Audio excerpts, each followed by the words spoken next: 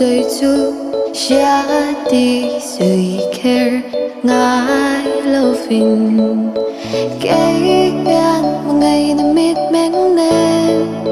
lâu tháng lệ đầy đồ dễ xin sáng mê mỏi này bị kém đi tu mà này về lộc môi na thu ru mỏi nghe piano mỏi nghe anh tu thiên lùng số kém đi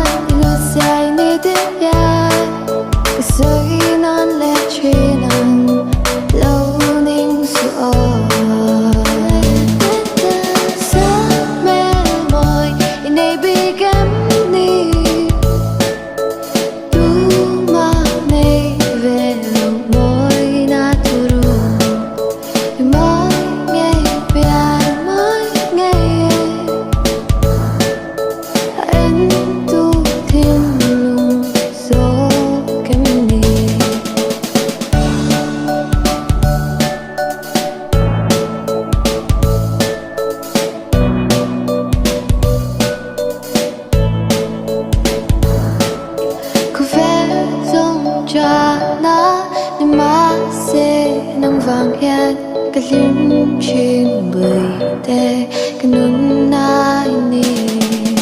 cái cá trong mắt xoa cái xe đôi bên xuống mình gió phố là bưởi tê mình không ngày thu mình xin nấu phố là nắng mà ngày thu tan hen ống rèn là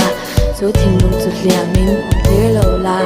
itan nị phật cho nên kiếm có hoam tị xe là cái thôn về trek trek xuống lại hay cô về là cái ông về xuống cho bưởi tê cái khen